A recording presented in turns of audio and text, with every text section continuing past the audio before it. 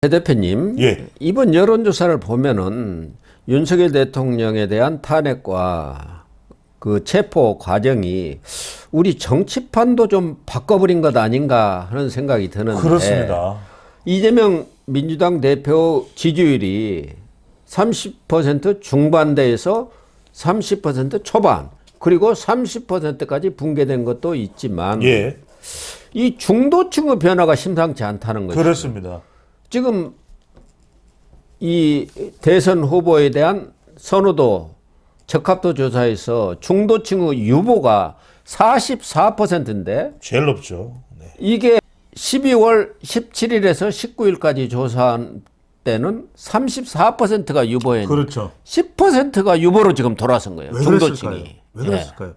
아니, 중도라는 것은 말 그대로 보수도 아니고 진보도 아니다. 이거 아니겠습니까? 예. 말 그대로 나는 특정 이념이 없다예요. 그러니까 이게 굉장히 중요한 메시지입니다. 이 이야기는 이재명 대표의 지지율이 내려오는 것의 이유도 되는 것이고, 또 지금 중도에서는 오히려 무응답층이 높아지는 이유가 뭐냐면 보니까 다 이념놀이를 하고 있는 거예요. 그렇지 않습니까? 예. 그러니까 지금도 자기 대권이 대통령 선거가 있을 경우에 한쪽을 때려잡아가지고 이념으로 때려잡는 거예요. 봐라, 내란 정당이다. 그러면 민주당은 국민의힘을 내란 정당으로 몰아세우지만, 그럼 민주당은 똑같은 이야기입니다. 니는 뭘 잘했냐? 어떤 경쟁력이 있느냐? 어떤 실력이 있어서 줄 탄핵시키고 또 특검하는 거 외에는 당신들은 무슨 능력이 있느냐? 예. 중도가 굉장히 중요한 게 여러분들 무서운 겁니다. 실력을 보는 겁니다. 그러니까 중도는 이념놀이가 아니라 실력놀이예요. 그러니까 실력이 있다. 만약에 윤석열 대통령이 이념은 어떻든 반가르텔을 하든 뭐 반국가주의를 하든 윤 대통령이 정말 이 실력을 더 보였더라면 지지율이 많이 올라갔었을 거예요. 예. 그 마찬가지입니다. 경험해보고 나니까 중도층은 그 어떤 누구보다도 잘하고, 결국 이념놀이 하다가 나라 끝장나고 있는 모습 아니냐. 그러면 이재명 당신도 또 차기 정치든 누가 되든 간에 이념놀이 하지 마. 그 사람은 우리 선택 못 해줘. 그러니까 중요한 겁니다. 그래서 제가 무슨 말씀 드리느냐. 이념을 강조하는 사람보다는 중도층의 표를 앞으로 받을 사람은 실력자입니다. 예. 실력자입니다.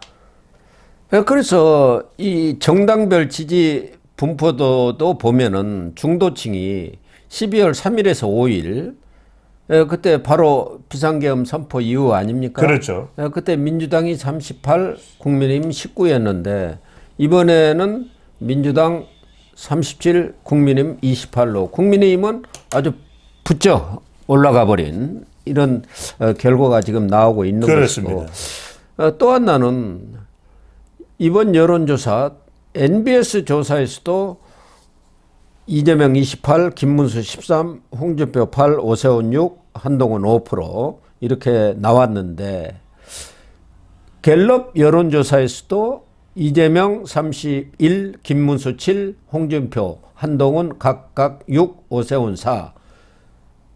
여기서 두드러진 게 이제 김문수 장관 그렇죠. 아니겠습니까? 그렇습니다. 신드롬이 생긴 겁니까? 지금은 신드롬이죠. 예. 왜 신드롬이냐? 지금 김문수 신드롬을 만든 것은 누가 했습니까? 서영교 의원이 해버렸죠. 서영교 의원 아닙니까? 맞아요. 그때 이렇게 본회의장에서 국무위원들 다 일어서서 사과하세요 했을 때. 이렇게 세웠죠. 어떤 정서가 작동하느냐? 그래도 우리 국민들은 누군가가 충성을 하고 있느냐? 물론 그 충성에 대한 평가는 다를 수는 있습니다. 하지만 지금 그 장면을 본 겁니다. 서영교 민주당 의원이 국무위원이 일어서서 다 반성하세요. 그러니까 김문수는 안 이러답니다. 예. 그 모습을 보면서, 야, 저 사람은 그래도 자기가 소신을 가지고서 대통령에 대한 마음을 표시하는구나. 친윤석열, 반 이재명, 반 민주당, 가장 최전선에 서 있는 인물 지금 법률권 후보 중에서 누굽니까? 김문수예요. 그러니까요. 사람들 딱 인식하면 친윤석열. 정치판이 바뀌었다니까요. 바뀌었다니까요. 예. 제가 그 말씀을 드리는 겁니다. 그래도 정말 왔다리 갔다리 또는 표리부동한 사람들 지금 그렇지 않습니까? 예. 마치 대통령한테 상당히 많은 혜택을 받았을 때는 전면에 나서서 온갖 이야기를 하던 사람이 지금 싹 사라졌어요. 그렇지 않습니까? 예. 나는 관계가 없다. 글쎄요, 저는 윤 대통령이 누굽니까? 뭐 이러고 앉아 있는 거예요. 그런데 오히려 김문수는 당신 이름 뭐예요? 내가 무슨 일본 국적이에요? 하면서 딱 분명한 포지션을 보이거든요. 예. 지금 홍준표 시장도 조금 흔들리잖아요.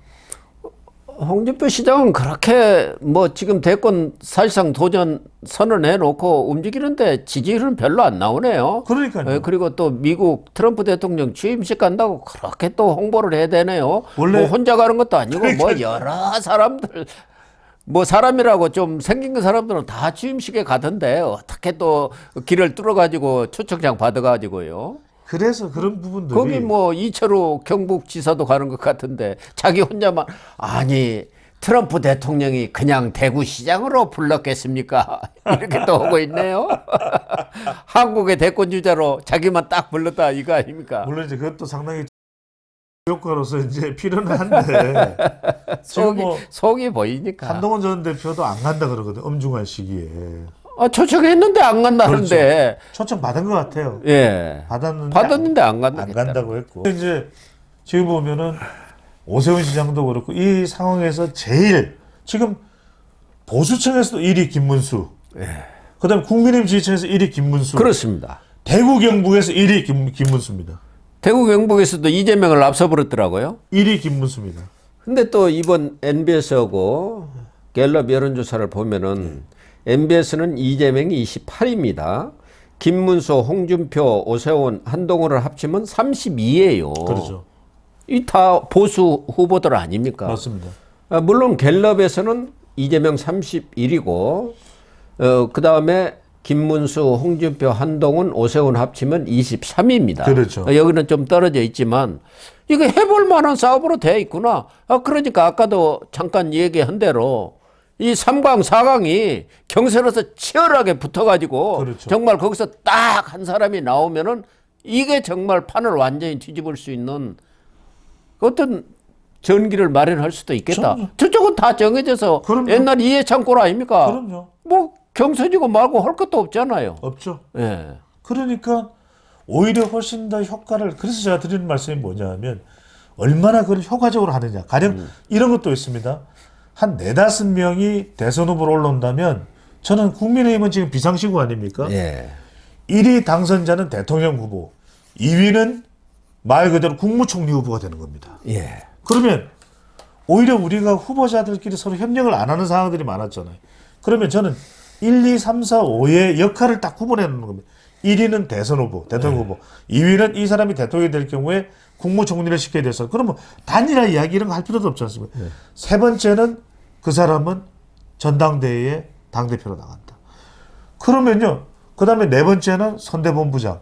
그러면 협력을 할 수밖에 없어요. 그러니까 그렇죠. 한동훈까지도 끌어들일 수가 있는 겁니다. 당연히 끌어들여야죠. 명분을 주는 거죠. 유승민도 명분을 끌어들여야죠. 그렇죠. 유승민까지. 그래야 젊은층 이상공이 옵니다. 유승민까지. 예. 유승민을 선대본부장 시키고 쫙 양쪽에. 또 이준석이도 뭐 끌어들이자고 하면 또 반대하실 분도 많지만 그렇죠. 대선 때는 이기려면은 부직객이도 필요하다고 그랬어요. 맞습니다. 지금 당도 다 쪼개져 가지고 허나하고 그냥 서로 뭐 머리 그러죠? 잡고 싸우는 것 같은데 머리끄댕이 잡고 싸우는 모양새입니다. 차라리 요리 들어오는 게 낫잖아요. 거기다가 지금 갤럽이나 MBS는 윤석열 대통령이 직무정지가 돼서 윤석열 대통령에 대한 지지율은 조사를 안 하고 있습니다만은 최근에 여러 유력 여론조사 기관의 이 여론조사 내용을 보면은 윤석열 그렇죠. 대통령의 지지율은 40%는 진즉 넘었고 46 그것도 또 오버하는 예. 넘는 그런 여론조사까지 나와가지고 나왔어요. 조금 있으면은 본인의 대선 때 받았던 48%는 물론이고 골든 크로스 50%도 넘었어. 이게 바로 대선에 결정적으로 플러스 요인이 되는 거 아닙니까? 그럼요. 그러니까 윤석열 대통령도 지난번 이 체포되기 직전에 그 관저에 들어온 국민의힘 의원들한테 나는 이제 대통령까지 해서 목표가 없다. 그러나 당을 잘 이끌어가지고 정권을 좀 재창출해 주세요. 이렇게 아주 신신당부를 했잖아요. 그렇죠. 네. 아까도 옥중서신 얘기를 했습니다. 만약에 구속이 돼서 재판을 받을 경우 거기서 계속 옥중서신 내고 그렇게 되면은 상당한 뭐 이 대선판에 중요한 변수가 될 것 같아요. 그렇습니다. 참 국민 여론이라는 것이 정작 이 비상계엄이 있던 시기에는 워낙 악화됐었고 그전에도 윤석열 대통령 관련해서 국정 운영 또 김건희 여사 이래서 상당히 뭐 여론이 안 좋았죠. 예. 지지율도. 근데 어느 순간 여론이란 건 변하는 겁니다. 왜? 지금은 윤석열 대통령이 권력을 가진 사람이라기보다는 대통령이지만 사실은 권력이 다 나가 떨어진 이런 언더독 이펙트가 있는 것이거든요. 예. 이럴 때 일종의 웩더독, 사람들의 연민을 불러옵니다. 그러다 보니까 지금 저기 운집한 사람들도 그냥 뭐 아스팔트 보수다 또는 뭐 보수다 이렇게 볼 필요가 없는 것이 그런 정서가 생겨요. 지몬미. 지켜주지 못해 미안해. 또 하나는 지금 보수정이 최대치 방금 전에 고영진 박사가 말씀하신 부분은 실제로 이게 지금 50%를 넘는단 말이에요. 예. 넘는 정도의 여파로 커지고 있는 것은 반제명, 이재명 대표에 대한. 그 다음에 마지막으로 제가 말씀드렸듯이 우리 국민들의 중도까지도 영향을 미치는 게 뭐냐. 국방과 미국입니다. 국미. 이 부분 상당히 중요하거든요. 예. 그래서 국방과 미국이라는 변수. 그래서 지금 민주당이 노리고 있는 것은 일단 하나예요. 최대한 빨리. 그러니까 이 모든 고려사항들이 정신을 못 차릴 정도로 빠른 상황. 그래서 지금 민주당에서 제가 판단컨대, 제가 분석컨대는 민주당에서는 한 2월 정도에 2월 말에 판결 내리고 예. 그래서 조기 대선을 4월 달에 가버리고 정신을 못 차릴 정도의 속도로. 예. 그러니까 사람들이 그냥 하다가 눈을 뜨고 보니까 막 이런 상황이 벌어져 있는 그런 걸 지금 민주당은 원하고 또 바라고 또 목표할 가능성이 매우 높아 보입니다. 그렇습니다.